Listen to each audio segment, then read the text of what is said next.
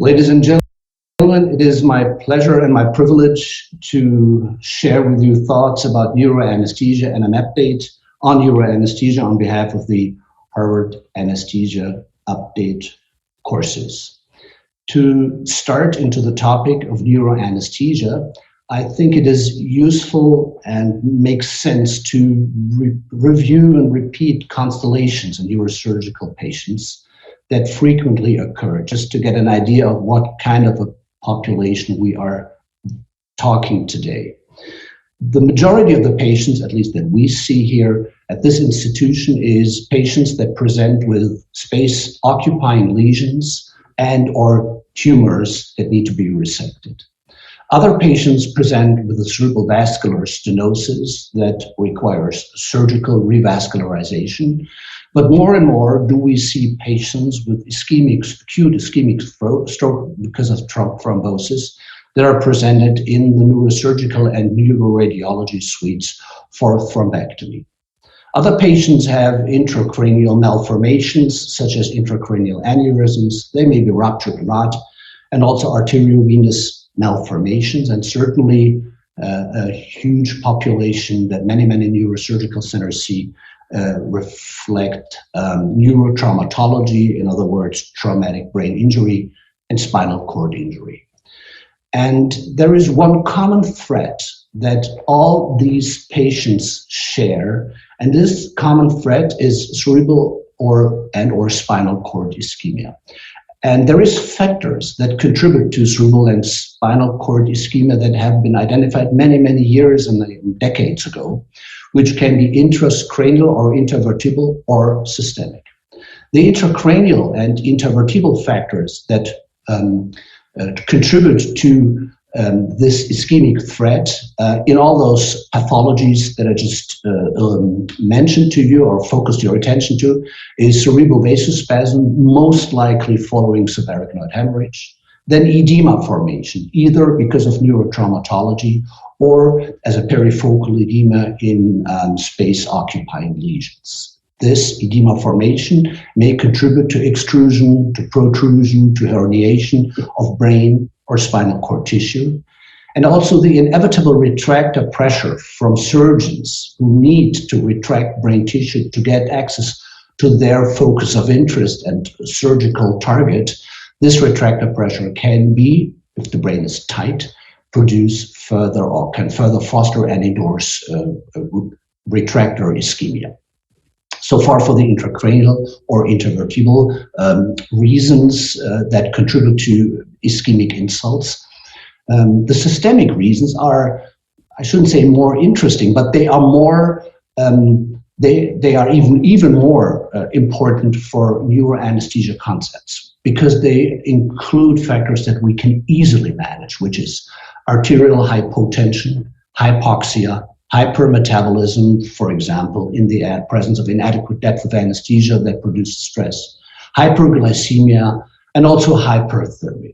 So all in all, the backbone, the conceptual backbone of neuroanesthesia is to be aware of these threats, these factors that contribute to cerebral and spinal cord ischemia, and address our anesthesia procedures, the concept, the choice of drugs to reduce vasospasm, edema formation, retractor pressure, to avoid hypotension, hypoxia, hyperglycemia, and hypothermia. So that's pretty much my concept of perioperative neuroanesthesia care. And I'll go through this in detail now. And let's start with some detailed analysis of anesthetic agents and their effects of brain and spinal cord vessels with respect to the anesthetic choice.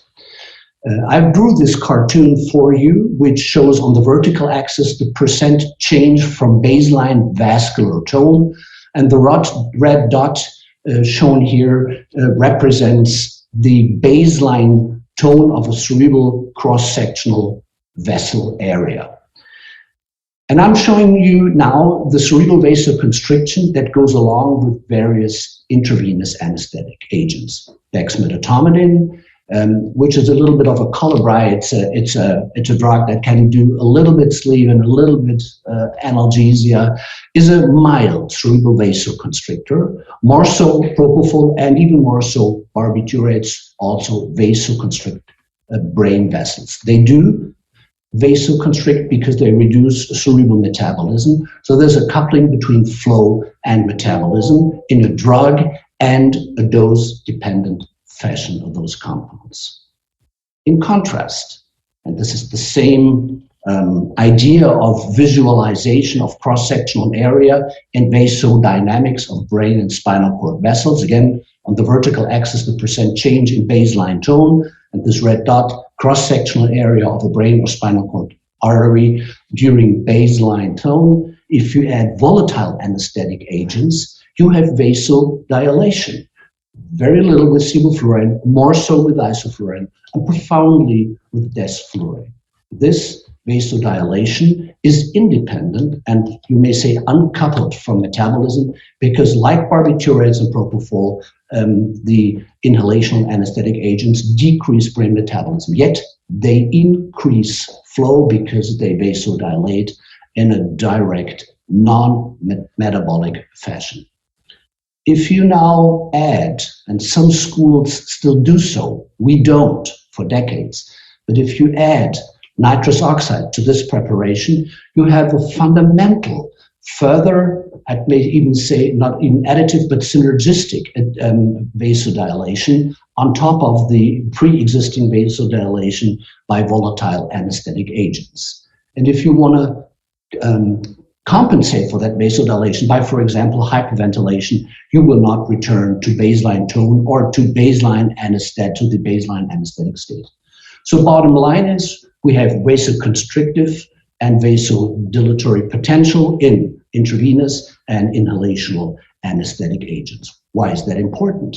Because vasoconstriction and vasodilation translates into changes in cerebral blood volume. And that is an interesting parameter because ultimately that drives the changes in intracranial pressure. But let's stick with cerebral blood volume for a minute.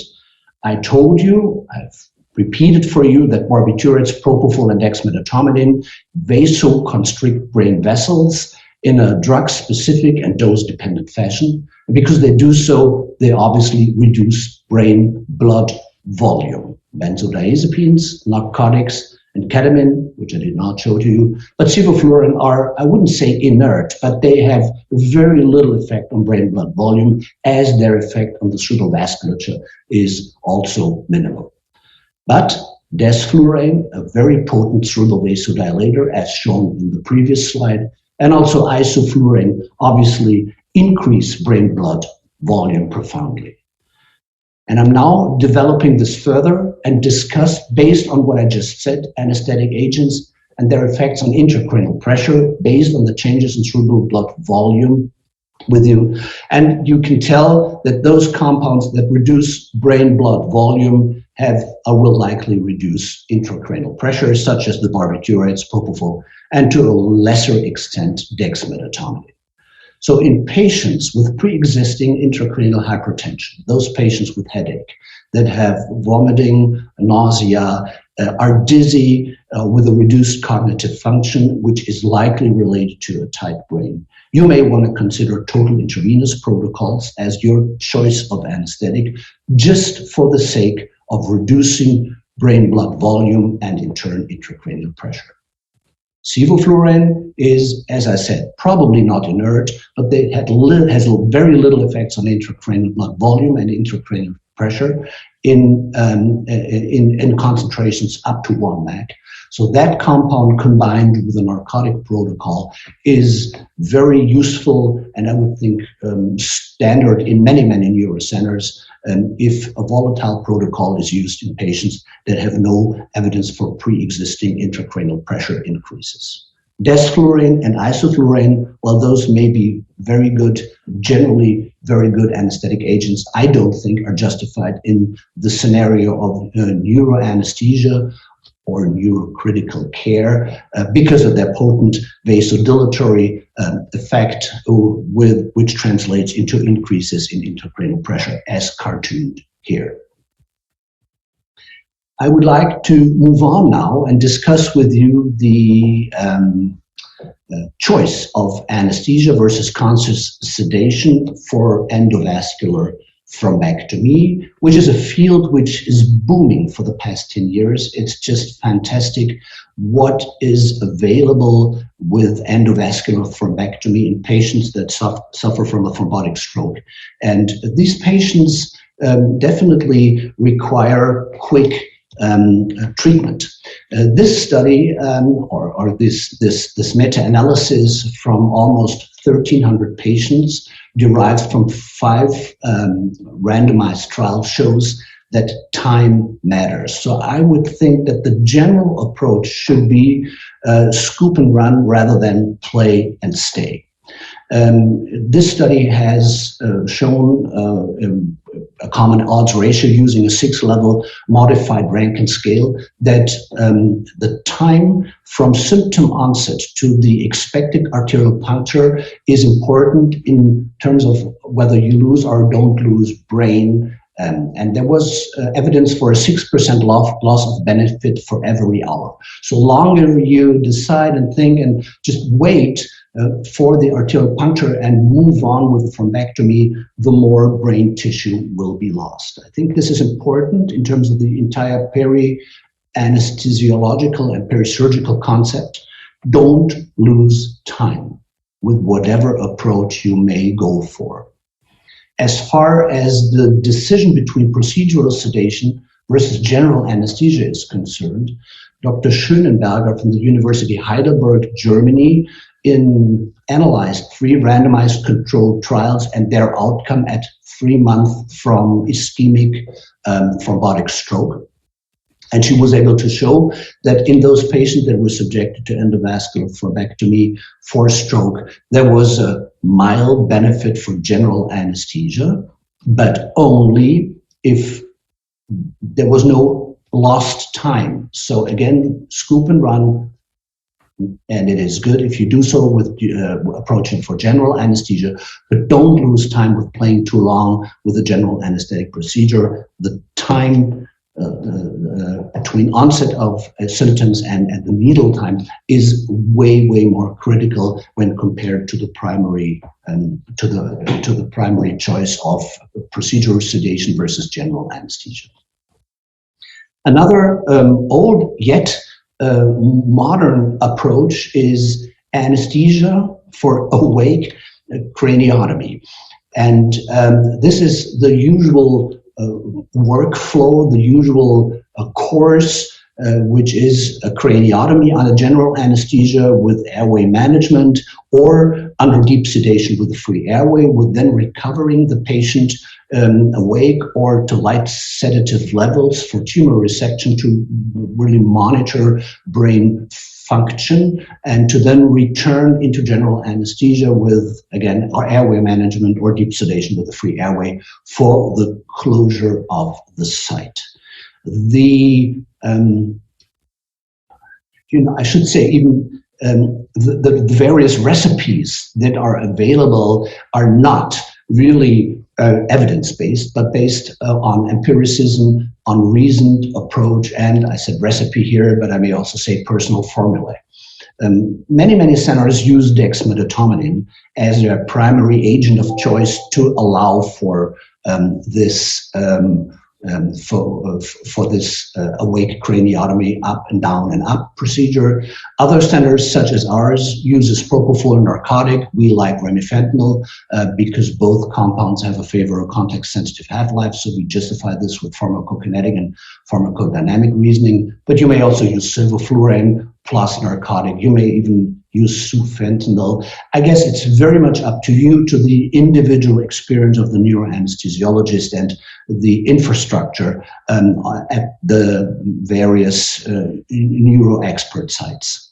I am very much against neuroleptic analgesia and just show this to be, at least in an attempt to be neutral, because it has been published even today many times that neuroleptic analgesia using droperidol and fentanyl may be something that you may want to consider and go for. I think this is no more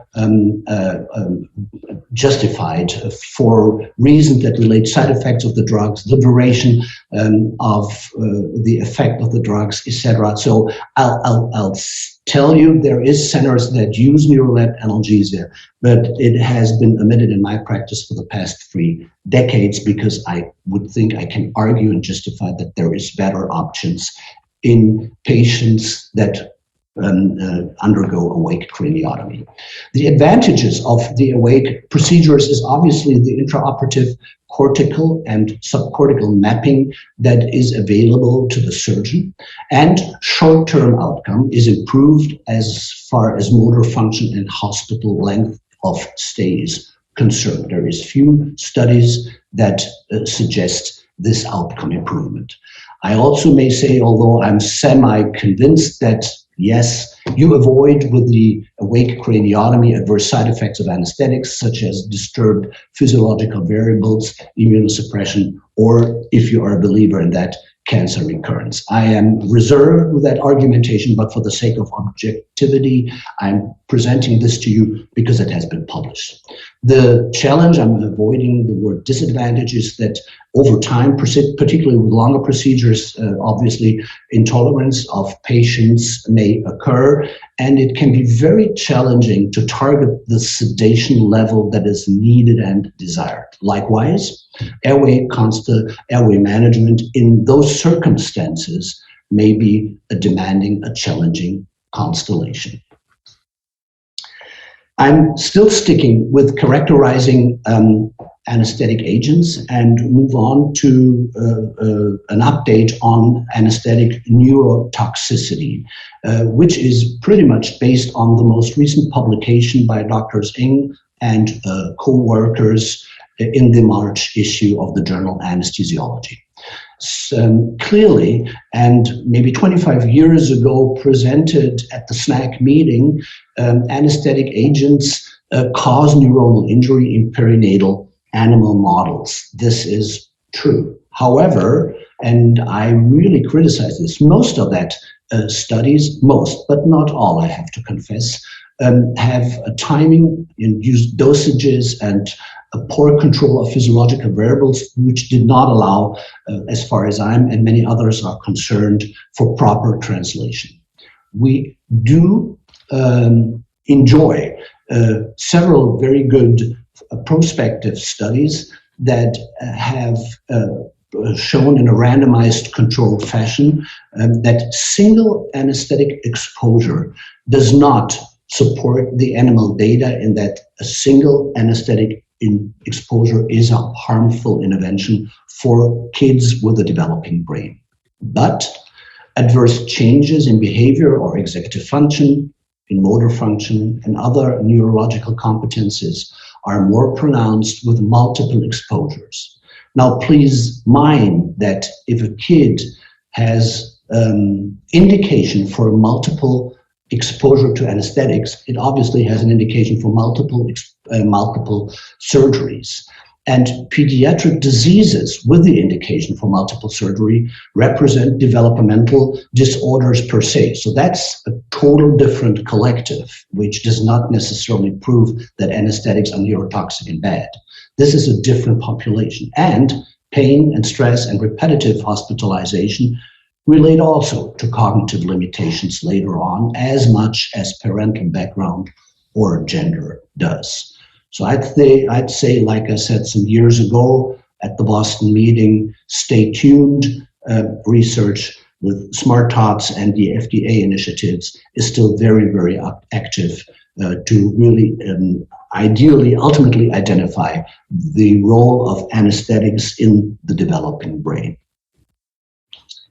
I'm now changing from discussing more or less anesthetic or anesthetic drug issues to the management of physiological variables, which to me is the key to successful neuroanesthesia concepts and improving outcome. And I would like to open this discussion on physiological variables with a discussion as to the best management of cerebral perfusion pressure. This study is an investigation that has tested whether or not hypotension worsens neurological function after endovascular interventions. It's a huge database that was analyzed, and the data show that blood pressure fall of more than 40% from baseline produces intra-procedural or post-operative stroke, while a blood pressure decrease of less than 30% from baseline provides much better outcomes. This and many, many other studies clearly show that hypotension along with hypoxia are the most important factors worsening outcome from stroke, head injury, spinal cord injury, tumor resection, etc. So there's very little doubt that hypotension plays a major role, and there is very little doubt that neuroanesthesiologists, or our specialty in general, anesthesiology, are the best homeostasiologists controlling for normal tension and avoiding hypotension. What corridor would we want to target at? It relates to the question whether or not autoregulation is maintained. An autoregulation which refers to constant cerebral blood flow over a wide range of cerebral perfusion pressure is maybe maintained in patients with tumor and subarachnoid hemorrhage and aneurysm surgery and so forth, all the patient populations that we are discussing today. But in some of those patients, maybe in many, we really don't know because we never measure cerebral blood flow on a routine basis. In some of them, autoregulation may be impaired or even pressure passive, totally abolished. And it is expert opinion, and there is some evidence, at least from neurotrauma, that a corridor of perfusion pressure management between 50 to 70 millimeters of mercury is ideal because it is likely covering both groups, those with impaired as well as those with intact cerebral blood flow autoregulation. And if you aim for higher perfusion pressures by using catecholamines or a hypervolemic fluid management, you will take chance to trigger ARDS. If you want to run the patient's particular dry, which you should not, and I'll allude this to you in a minute, then obviously ischemia will be promoted by arterial hypotension. If we talk about perfusion pressure management and avoiding hypotension as a major factor contributing to secondary brain injury or spinal cord injury, then fluid management and also the control of intracranial pressure by osmotherapy must be discussed. Let's start with fluid management. The rule of thumb was and is definitely, and it needs to be taken serious, maintain normovolemia to avoid hypotension and avoid hypoosmolarity to avoid brain edema formation by permissive administration of free water. To achieve these two goals, it is recommended to use isotonic balanced crystalloids. It is not recommended to use isotonic colloids. It is not recommended to use hypertonic crystalloids and colloids for fluid management, and certainly not hypoosmolar solutions such as glucose or free water. This is totally and absolutely inadequate. So again, maintain normovolemia to avoid hypotension and avoid hypoosmolarity to not drive brain edema formation by the provision of free water. We're moving now to the osmotherapy, and a perfectly relaxed or adequately relaxed brain is what neurosurgeons like, what decreases pressure to the brain. It decreases ischemic territories or hypoperfused territories, and it reduces the need for high retractor pressures. In this particular study, brain relaxation scores were judged by neurosurgeons per mannitol dose, and the data show that mannitol doses of up to 1 gram per kilogram will perfectly relax or adequately relax the brain according to the surgeon's judgments in almost 70%, no, more than 70, almost 70% of the patients. Therefore, the recommendations for osmotherapy is to use mannitol or hypertonic saline. I think that is really at the discretion and experience of the acting neuroanesthesiologist in an institution. It may be a part of a school, but that is important. The initiation of the initiation of the therapy must be based on a predefined trigger. Don't use it in a routine basis, but predefined triggers are what initiates the therapy. Also, that initiation of a therapy should be based on neuromonitoring, if available, or clinical variables for deterioration, such as extrusion, protrusion, tight brain, communication with the surgeon, and also looking at the surgical site yourself. Part of anti-intracranial hypertension therapy obviously is hyperventilation. It reduces not only neuronal extracellular acidosis by, of course, inducing respiratory alkalosis, but it certainly vasoconstricts the brain by hypocapnia, and in turn reduces cerebral blood volume and intracranial pressure. But I'd like to again focus your attention to the fact, to the reality that hyperventilation, as I said before, vasoconstricts by respiratory alkalosis, and therefore it reduces cerebral blood flow in a situation where we are ischemic. So again, I'd like to strengthen the fact, or focus your attention to the fact that hyperventilation is always at the expense of a brain perfusion. That's something you need to consider. The right two scans, the upper scan shows a head injured patient with a brain blood flow measurement during normocapnia, and the same patient below with hypocapnia under hyperventilation, and the red territories reflect hypoperfused or ischemic territory. So again, hypocapnia induced by hyperventilation fosters and endures ischemia because it's just a vasoconstrictor. Therefore, and it's still a life-saving temporary intervention, the standard of care should always be normal ventilation in situations with a tolerable intracranial pressure and no obvious extrusion or herniation during the surgical intervention. A transient hyperventilation is, despite my warning that it is at the expense of brain blood flow, a transient hyperventilation is indicated during intracranial pressure crises or with obvious visible cerebral extrusion and herniations, but only until other measures of compensation of intracranial hypertension become active. For example, such as barbituric coma or the use of osmodiuretics. Positioning is something. If you work in neuroanesthesia, positioning can be really something that has a disturbing moment, and it is not really a flashy thing, but it is so important. So I'd really like to encourage you to pay a lot of attention to positioning the patients. And one thing is that you may want to contribute to avoid torsion and flexion of the neck. Because as you position a patient in a Mayfield clamp, like on this drawing, you will have collapse of the collar veins with a decrease of drainage of cerebral venous blood, which with microcraniotomies will produce increases in intracranial pressure because there's no proper drainage of cerebral venous blood.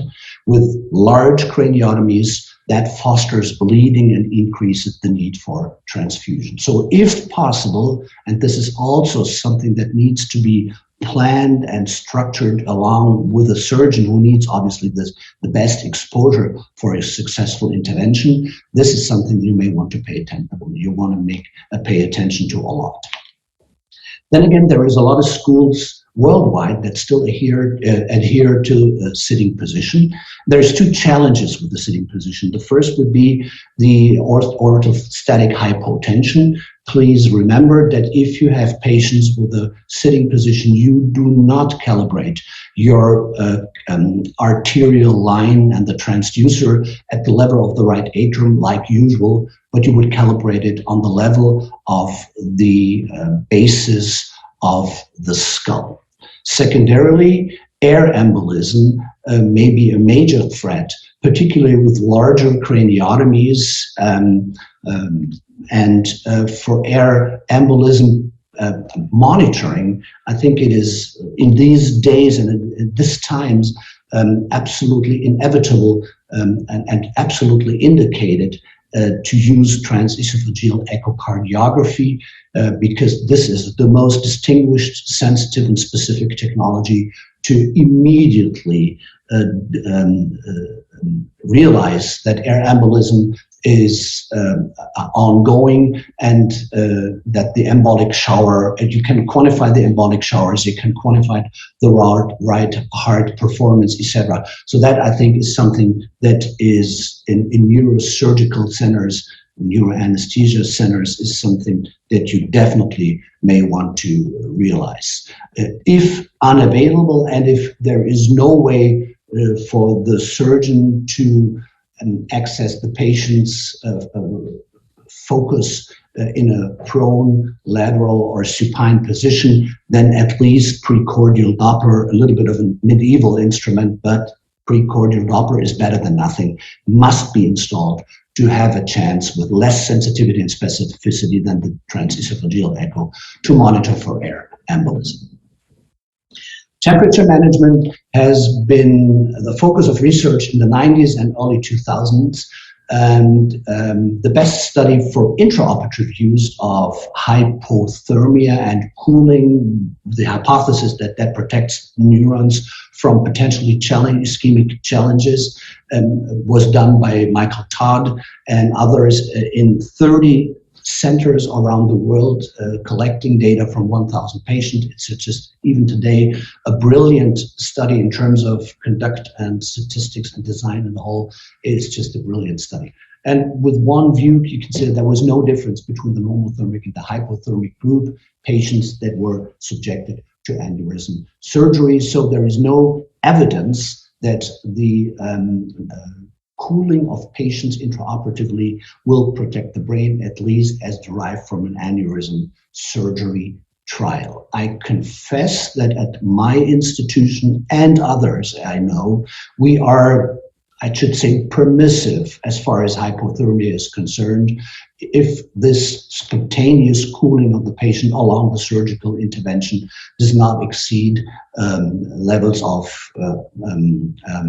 say, 35.5 degrees. We're not aggressively warming, but below 35.5, we will get active and rewarm the patient. I confess again, we are probably, with that attitude, believers that some sort of a mild cooling protects the brain, but there is no evidence whatsoever. Glucose control has a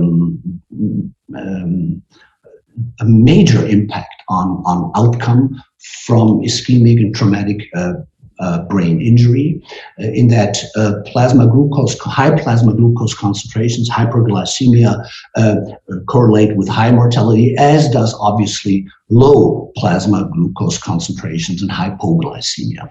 Therefore, currently there is consensus among those that are dealing with this research and treating patients with head injury or any cerebral or spinal cord crisis, that a corridor between 110 to 150 milligram per deciliter plasma glucose concentration is the most proper way to avoid hypoglycemia, but also to avoid glycemia, acknowledging that this is certainly not a normal glycemic range. but there is very inter-individual sensitivity to insulin. And if you aim for a tight glycemic control, studies have shown that the beneficial effect of aiming for normal glycemia are abolished by overshooting reactions to insulin, producing hypoglycemia and re-increasing mortality. The use of steroids is of emotional debate, particularly between neurosurgical colleagues and neuroanesthesiologists, I guess worldwide still. There is indication for the use of steroids, which is in patients with perifocal edema that usually present with headache, nausea, vomiting. And if you go for dexamethasone in those patients, that is a good chance to make the perifocal edema shrink. Likewise, in patients suffering from pneumococcus meningitis, this is an indication, an evidence-based indications for the use of steroids, along, of course, with antibiotics in a high-dose fashion to reduce the edema formation that goes along with pneumococcus meningitis. There is a questionable indication for the use of steroids in spinal cord injury. We don't do it for many, many years, not in the preclinical setting, not in the emergency room, and not for spinal cord surgery. And we certainly don't do it because there's just no evidence for craniotomy. And even less evidence than no evidence exists for the use of steroids in traumatic brain injury and for ischemic and hemorrhagic stroke. I'm getting to the end of my presentation and discuss with you recovery and early neurological assessment. And we're getting back to the choice, the primary choice of anesthetic, and it doesn't really matter as long as you're experienced, of course, whether you use total intravenous or balanced volatile protocols. The time to eye opening, the time to extubation will be almost the same. So the primary choice of anesthetic does not need to be made on the question or on the basis of will be recovery faster with TEVAR or balanced anesthesia protocols. Immediate extubation in the majority of the patients in the OR is the goal, but the patient needs to be cooperative, adequate, spontaneous respiration needs to be present, of course, and it should be a calm, a quiet, an elegant touchdown, no retching, no coughing, and of course avoiding arterial hypertension because of the risk of rebleeding. At most institutions worldwide, in patients with intracranial procedures, PACU or intensive care facility, observation is required at least for 12 postoperative hours. And if you fail to extubate the patient, please call the surgeon. I am summarizing my talk, which I enjoyed, and I hope you did too. Always communicate and plan with the surgeon. We are not service providers to the surgeon. If we're ever service providers, we're service providers to the patient. And we need to understand this as a team approach, and therefore planning and communicating with surgeon is just critical. Balanced anesthesia is in the majority of patients likely an adequate approach as long as they have normal ICPs, but patients with brain bulk or that are prone for intracranial hypertension, the total intravenous protocols make the brain shrink a little bit by vasoconstriction, brain bulk, brain volume, brain blood volume reduction, and therefore may be better off in the subset of patients. Monitoring of physiological variables is critical because controlling for physiological variables such as normal tension and normal thermia and normal volemia, normal oxemia, normal capnia, and normal glycemia is the way to go. It's not providing the anesthetic, airway management, that's all fine. But if we understand our role as homeostasiology, that's how I perceive anesthesiology, by the way, then we can really make a difference. That improves patient outcome. So observe the surgical site, maintain the craniovertebral axis neutral if ever possible, if this is in line with the best surgical approach. Transesophageal echocardiography for emboli detection in patients with sitting position. Osmotherapy as an escalation strategy for intracranial pressure control only by predefined triggers. Interventional hyperventilation as a further escalation in the presence of intracranial hypertension. And always be skeptical about the steroids. Ladies and gentlemen, it is an honor and pleasure for me to lecture to the Harvard Anesthesiology Update. Thank you for your attention.